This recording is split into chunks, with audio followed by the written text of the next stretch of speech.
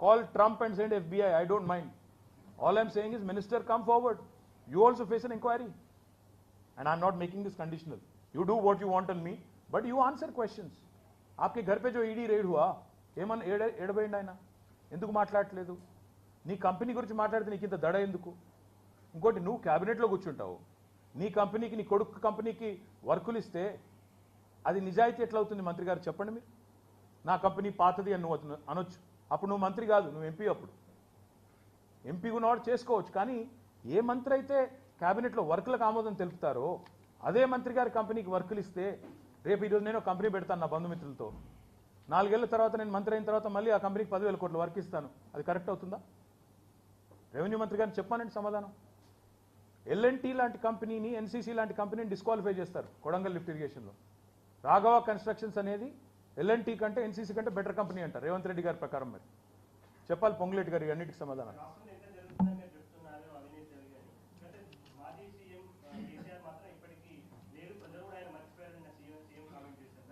పాపం రేవంత్ రెడ్డి గారికి ఒక్క పూట కూడా గడవదు కేసీఆర్ గారిని తలుచుకోకుండా కేసీఆర్ గురించి మాట్లాడకుండా కేసీఆర్ తిట్టకుండా ఒక్క రోజున గడిపినాడా పాపం రెస్ట్లెస్గా ఉన్నాడు మనిషి 11 months నుంచి కేసీఆర్ను మర్చిపోతే నువ్వెందుకు యాడ్ చేసుకుంటున్నావు మరి నీకెందుకు బాధ కేసీఆర్ను మర్చిపోతే ప్రజలు నిజంగానే నువ్వు అన్నట్టు నీకెందుకు బాధ మంచిదే కదా నీకే మంచిది కదా కేసీఆర్ని తలుచుకొని ఒక్క రోజు ఉందా బ్రదర్ రేవంత్ రెడ్డి ఒక్క స్పీచ్ చూపెట్టు కేసీఆర్ పేరు చెప్పకుండా మాట్లాడిన ఒక్క స్పీచ్ చూపెడతావా ఈ 11 నెలల్లో I'll go here थोड़ा मेरा सर లాస్ట్ విజిట్లో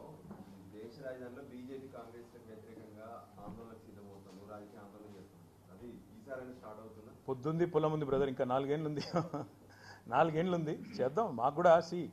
తొందరపడితే మీరు తొందరపడ్డాం అంటారు ఎందుకంటే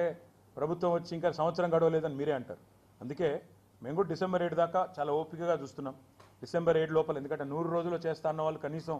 365 రోజుల్లోనన్నా వాళ్ళ వాదాలు నిలబెట్టుకుంటారా లేదా అన్నీ చూస్తున్నాం అటు అసెంబ్లీ ఉంది ఇటు పార్లమెంట్ ఉంది ప్రజాక్షేత్రం ఉంది కోర్టులు ఉన్నాయి ఇన్వెస్టిగేటివ్ ఏజెన్సీలు ఉన్నాయి అన్నిట్లో ఎండగడతాం ఇప్పుడు మహారాష్ట్ర ఎన్నికల్లో ఎట్లా ప్రజల్ని పిచ్చోళం చేసే ప్రయత్నం చేస్తున్నారో అది కూడా చూస్తున్నాము కాబట్టి ఇవన్నీ కూడా సోషల్ మీడియా ఉంది ఇవన్నిట్లో కూడా ఎండగడుతూనే ఉంటాం ప్రత్యక్ష పోరాటాలు దిగాల్సి వచ్చినప్పుడు దిగుతాం మేము ఇంకా పార్టీలో అనుకోలేదు కాకపోతే అనుకోకుండానే బయట ప్రజలే సినిమా చూపెడుతున్నారు వాళ్ళకి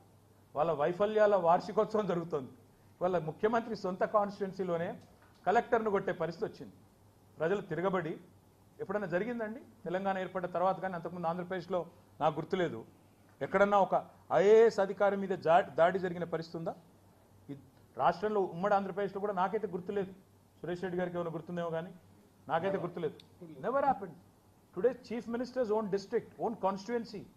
people are rebelling and actually they have hit